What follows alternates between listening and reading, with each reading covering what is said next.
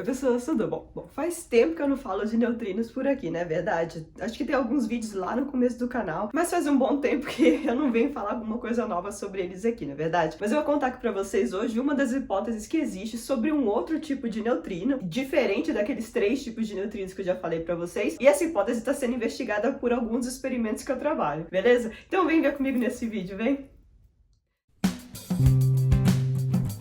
Oi pessoas, tudo bom? Sejam muito bem-vindos ao canal A Física. Se você não me conhece, eu sou a Mônica Nunes, eu sou física. E se você acabou de chegar nesse canal, não se esqueça de clicar no botão de se inscrever e de ativar o sininho para saber quando eu libero vídeo novo por aqui. E já vai chegando, já vai dando aquele like gostoso aqui no vídeo para dar aquela força pro canal.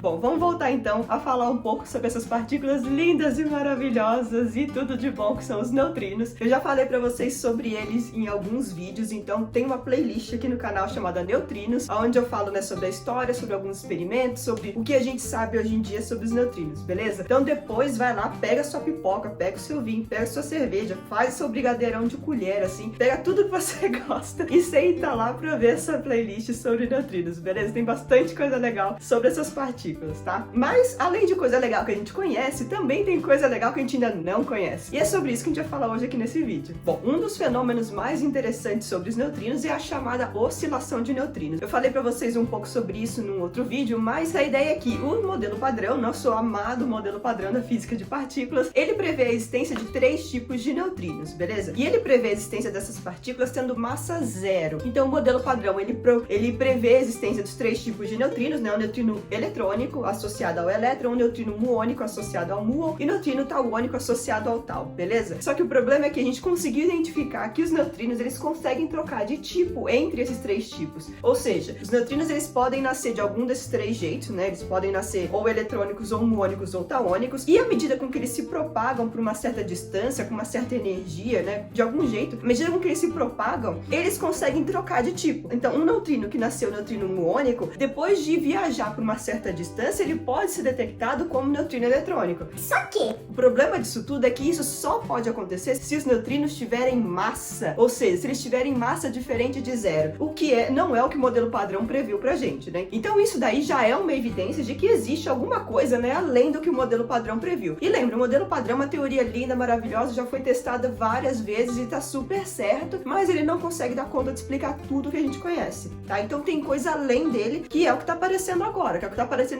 nesses experimentos mais recentes. E a gente tá super animado, né? Bom, então sabendo dessa oscilação dos neutrinos, né, existem teorias que descrevem essa oscilação, então existem alguns parâmetros que a gente já precisa medir experimentalmente, mas a gente sabe descrever essa oscilação de neutrinos com os 3 neutrinos que a gente conhece. Então, apesar disso parecer muito louco, muita doideira, isso, né, a gente consegue prever na teoria, a gente tem várias equações, a gente tem vários modelos que descrevem isso, beleza? E já que a gente tem modelos teóricos que descrevem isso, né, o que a gente vai fazer? A gente vai fazer medida experimental, né? E aí que as coisas interessantes acontecem, né? A gente consegue então estudar neutrinos e as suas oscilações, né, usando, por exemplo, fontes naturais de neutrinos. Lembra? O Sol é a nossa maior fonte natural de neutrinos aqui. O Sol manda pra gente uma cacetada de neutrino, né? Tem mais de 1 bilhão de neutrinos cruzando a ponta do meu dedo por segundo, lembra disso, né? Vindos do Sol. Então, o Sol é uma das fontes naturais de neutrinos e a gente consegue fazer estudos aqui. Outra coisa que pode acontecer, né, são os raios cósmicos, são as partículas que vêm do espaço, interagem na atmosfera e dão origem a neutrinos também. Então existem vários experimentos de neutrinos olhando para esses neutrinos, essas fontes naturais, beleza? A gente consegue estudar. Bom, apesar de essas fontes naturais conseguirem dar pra gente partículas com energias gigantescas, a gente não consegue reproduzir todas as energias que as fontes naturais dão pra gente, eles têm uma taxa fixa, né, de neutrinos que chegam aqui na Terra. Então, lembra, os neutrinos, eles vão vir das reações nucleares lá dentro do Sol. Eu não consigo ir até o Sol e arrumar as reações nucleares ali pra me dar mais ou menos neutrinos. Eu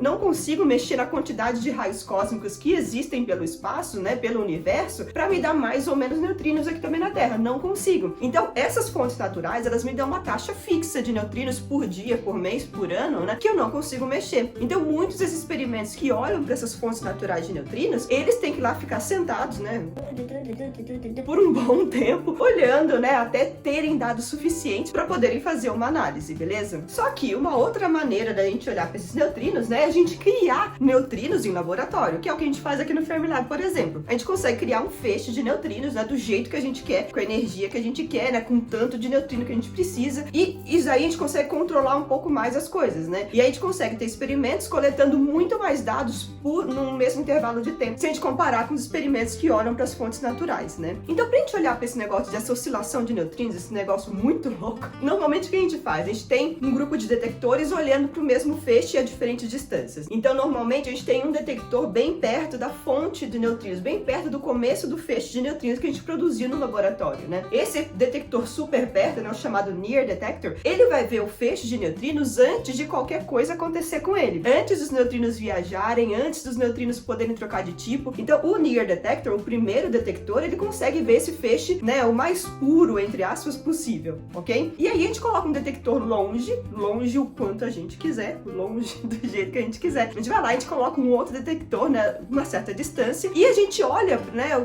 como que o feixe de neutrinos chegou nesse outro detector. Então, a gente comparando, né, o feixe de neutrinos, como ele estava longe, como ele estava perto, a gente consegue saber o que aconteceu nesse meio do caminho. E essas distâncias entre os dois detectores, a gente pode ter de qualquer tipo, né? A gente pode ter qualquer distância que a gente quiser. Então, a gente tem hoje os experimentos de long baseline, que são os experimentos que têm uma distância muito grande de milhares de quilômetros entre os dois detectores, como, por exemplo, DUNE, o Deep Underground Neutrino Experiment. Esse experimento, né, lindo, maravilhoso, ainda está em fase de construção, está em fase de projeto ainda, então vai demorar algum tempo pra gente ter informações sobre ele. Mas a ideia aqui, a gente vai ter um detector aqui no Fermilab e outro detector a 1.300 quilômetros de distância. Beleza? É uma distância grande. É longe, né? Um detector aqui no Fermilab e outro detector em outro estado. E a gente vai ver o quê? Aqui no detector do Fermilab, a gente consegue ver como é que é o feixe de neutrinos, né? Do jeito que a gente produziu nele, o mais puro possível antes de acontecer qualquer coisa. E aí os neutrinos, eles vão viajar, eles vão se deslocar por essa distância de 1.300 quilômetros, mais ou menos. Coisas vão acontecer no meio do caminho, oscilações vão acontecer no meio do caminho. E quando esse feixe chegar lá no outro detector, a gente vai conseguir ver, né, alguma diferença. E comparando as informações do detector de longe com o detector de perto, a gente consegue tentar entender, né? A nossa ideia é tentar entender o que aconteceu nesse meio do caminho. Mas a gente também pode ter distâncias pequenas, de algumas dezenas, algumas centenas de metros entre o primeiro detector e o segundo detector, beleza? Então, esse aí é o caso do Short Baseline Experiments, né? Os detectores de Short Baseline. E esse daí é um dos, por exemplo, que eu trabalho, né? Tem o Short Baseline Neutrino Program aqui no Fermilab, que é um que eu faço parte. Esse Short Baseline, ele vai ter 3 detectores, beleza? Um deles, o primeiro, né, o Near Detector, que é o SBND, o Short Baseline Near Detector, que é o que eu sempre mostro aqui, que eu já mostrei aqui várias vezes, que é o que eu mostro lá no Insta também várias vezes, né? Que é o detector que eu trabalho, que eu tô ajudando na construção. Então tem bastante coisa legal desse detector que eu tô aprendendo ali com a mão na massa e bastante coisa acontecendo. E em breve eu vou trazer um outro vlog bem legal aqui sobre SBND, que vão ter algumas coisas interessantes acontecendo aí no próximo mês, ou sei lá, no outro mês. Tem coisa legal vindo por aí. Então, esse daí vai ser o primeiro detector. Ele vai ficar bem perto do feixe de neutrinos aqui do Fermilab e ele vai conseguir ver o feixe de neutrinos antes de qualquer coisa acontecer com eles, beleza? Então, a gente vai conseguir ter muito dado importante pra gente. Aí tem um segundo detector que é o chamado Microboom. O Microboom já tá tomando dados aqui há alguns anos, então já tem bastante coisa legal acontecendo, tem alguns resultados interessantes também por sair, mas não tem nada ainda que eu possa falar neste momento. E o último detector vai ser o Icarus. Ele também já tá lá sentadinho. O Icarus também é um outro detector que veio numa viagem gigantesca. Ele veio lá das Europa pra cá. Foi uma viagem grande também. E ele tá sentadinho aqui, já tá tomando dado também, mas nenhum resultado interessante ainda, beleza? Mas a ideia é que esses 3 detectores juntos vão trabalhar para olhar para esse feixe de neutrinos. Então tem um detector bem perto, um detector bem longe, e a gente vai comparar para saber o que aconteceu nesse meio do caminho. Bom, aonde eu quero chegar? Aonde que esses experimentos querem chegar, não é verdade? Os experimentos de long baseline, né, como o DUNE, eles têm os objetivos deles lá que são muito legais e tem a ver, por exemplo, com a leptogênese, que eu já falei nesse outro vídeo aqui, né? Ele tem alguns outros objetivos bem interessantes, mas que não vou falar sobre eles aqui hoje, beleza? Mas o Short Baseline, ele tem um objetivo que é muito interessante, que é o que faz mais sentido para esse vídeo, tá? Lá para 1990 e tralalá, né, 90 e tanto X, teve um experimento chamado LSND, lá no laboratório de Los Alamos, aqui dos Estados Unidos, que estava olhando para um feixe de neutrinos também. A ideia daquele experimento era, tinha um detector que estava sentado perto, né, do começo do feixe de neutrinos. O feixe de neutrinos era majoritariamente do tipo muônico, ou seja, a maior parte dos neutrinos que eram para chegar no detector eram para ser do tipo muônico. Então o experimento estava lá, eles coletaram vários dados por muito tempo. Quando fizeram a análise, viram um negócio interessante. Apareceu mais neutrino eletrônico do que eles tinham previsto. E eles ficaram... esquisito, né? Bom... Um outro experimento resolveu repetir essa medida, né, o chamado Mini Boom. Era um outro experimento aqui no Fermilab e usava mais ou menos a mesma tecnologia que o experimento LSND. Então o Mini Boom ele foi colocado aqui na frente de um dos feixes de neutrinos aqui do Fermilab. Ele também estava relativamente perto do começo do feixe de neutrinos aqui. E o feixe de neutrinos aqui do Fermilab, ele também é majoritariamente do tipo muônico. Então o Mini Boom sentou ali e também coletou dados por bastante tempo, né? E aí quando fizeram a análise, também encontraram um negócio esquisito ali de mais neutrino eletrônico do que deveria ter. Aí esse cara...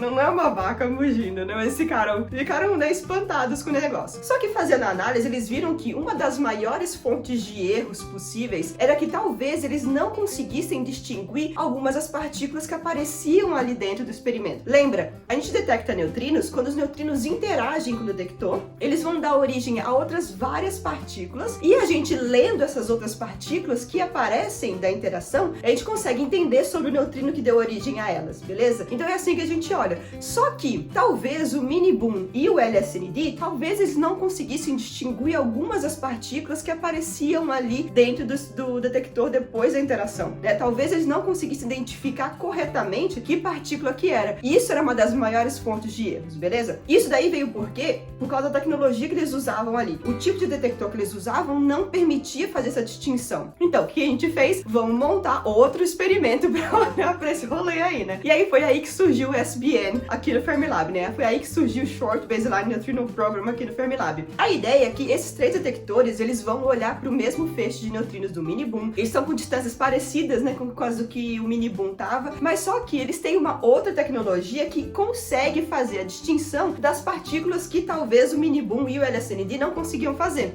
Tá? Então, a gente está apostando muita coisa nesses experimentos. Já que eles conseguem identificar corretamente essas partículas, eles são o tipo de detector ideal para fazer essa investigação. Então é por isso que o SBN surgiu aqui no Fermilab. E aí, como eu falei para vocês, tem os três detectores ali, né? O SBND, o Microboom e o Icarus. E os três vão olhar para o que acontece com esse feixe de neutrinos, aonde o Mini Boom viu que estava meio esquisito. Então, o primeiro detector, o SBND, ele vai olhar para o feixe de neutrinos antes de qualquer coisa acontecer. Então, a ideia é que esse detector ele vai dar pra gente uma ideia de como é que é o feixe de verdade. O Microboom tá bem perto da onde o Mini Boom tava. E a ideia é que ele vai olhar para esse feixe de neutrinos depois de uma certa distância e ver se eles conseguem também achar o mesmo problema que o Mini Boom achou. E aí o Icarus está um pouco mais longe e ele vai olhar para o feixe que sofreu a maior transformação possível, se esse negócio existir, beleza? Então esses três detectores eles vão juntos olhar para esse feixe de neutrinos a diferentes distâncias para ver se a gente consegue descobrir coisa interessante por aí. Então, beleza. O problema, né, do LSND e o problema do Mini Boom pode ser que eles talvez não conseguissem identificar as partículas corretamente dentro do detector, não é verdade? Bom, esse pode ser um problema, então pode ser que esses experimentos agora no Short Baseline, pode ser que eles consigam identificar corretamente e não vão achar nenhum problema, não vão achar nenhuma coisa esquisita acontecendo, tá? Mas, se eles confirmarem esse problema, se eles confirmarem que existe mais neutrino eletrônico onde não deveria existir, isso é um problema. Isso é um problema porque o nosso modelo de oscilação de neutrinos com os três neutrinos que a gente conhece, eles não conseguem explicar essa oscilação esquisita. Então, se o programa, né, de Short Baseline aqui no Fermilab confirmar que existe mais neutrino eletrônico aparecendo onde não deveria, mais física nova tá por vir. O que acontece? Os modelos de três neutrinos não conseguiriam explicar isso, mas se a gente colocar ali um quarto tipo de neutrino, isso consegue ser explicado. Só que esse quarto tipo de neutrino, ele seria de um tipo muito peculiar, assim. A gente sabe que são três tipos de neutrinos que a gente consegue detectar através de interações da força fraca, beleza? Então a gente sabe que são três neutrinos que interagem com a força fraca, eu posso falar depois pra vocês sobre um outro vídeo. Então são só três tipos de neutrinos que realmente vão deixar uma assinatura que a gente consegue detectar, né? Do tipo, o neutrino eletrônico, o neutrino muônico e o neutrino taônico. Só que podem ter neutrinos por aí também que não interagem com a força fraca, que seria exatamente esse quarto tipo de neutrino aí. O neutrino desse tipo é chamado neutrino estéreo, porque ele justamente não interage com nada.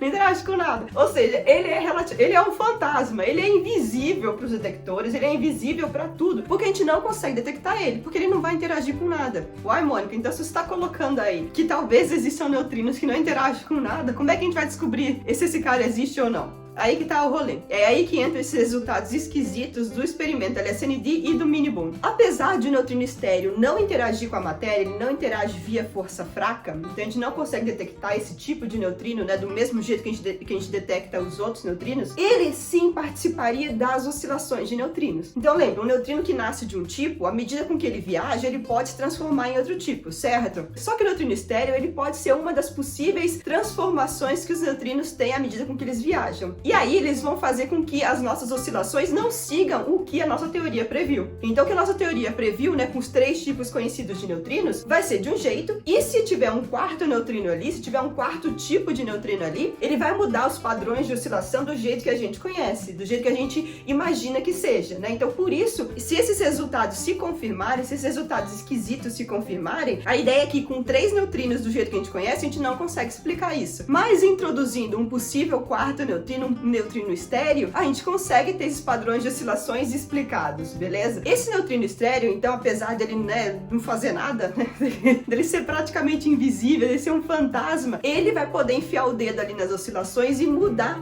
essas oscilações. Então, é aí que a gente vai conseguir ter alguma ideia. Se esses resultados se comprovarem no programa de Short Baseline aqui no Fermilab, a gente vai conseguir ter dados suficientes para estudar, para ver se realmente existe esse quarto tipo de neutrino ou não. Na verdade, pode ser que não seja um tipo de neutrino estéreo, podem ser que sejam vários tipos de neutrino estéreo. Lembra, tem 3 tipos de neutrinos que a gente conhece, né? Será que não existem 3 outros tipos de neutrinos estéreis? Sei lá, né? Vai que, já que eles não interagem com a matéria, a gente pode ter vários desses tipos, né? E aí, justamente, esses experimentos de short e de long baseline, eles vão conseguir olhar para esses neutrinos esquisitos aí. E esses neutrinos, eles podem trazer dicas ou soluções para vários dos nossos problemas. Por exemplo, dependendo da massa de neutrino estéreo que estiver envolvida aí, eles podem dar uma dica muito importante sobre matéria escura, que a gente ainda quer saber o que é esse negócio, não é verdade? Também dependendo do neutrino estéreo que estiver envolvido aí, eles também podem dar alguma dica de por que as massas dos neutrinos são tão pequenas. As massas dos neutrinos que a gente conhece, elas são mais ou menos 1 milhão de vezes mais leves do que a massa do elétron, por exemplo, beleza? Então, mas por quê? Por que essas massas são tão pequenas, né? Todas as outras partículas têm massas um pouco mais normais, mas por que as massas dos neutrinos são tão pequenas? Então, talvez o neutrino estéreo consiga também explicar isso pra gente, né? Então, são várias coisas que o neutrino estéreo ou os vários tipos de neutrinos estéreis, eles podem explicar pra gente. E para isso, a gente tem que fazer mais experimentos, coletar mais dados e tentar entender um pouco mais o que tá por trás dessas oscilações de neutrinos esquisitas. Beleza, galera? Então é isso. Esses são os neutrinos estéreis que podem existir aí. A gente não sabe muita coisa sobre eles ainda, mas existem esses resultados esquisitos aí que talvez indiquem a existência desses neutrinos estéreis pra gente, beleza? Então eu tô muito animada, eu quero muito continuar pesquisando, né? E o meu dedo tá nesses experimentos. Então se tudo der errado, tu já sabe que foi a Mônica que ligou uns fios errados. Não, tô ligando tudo certo, eu juro.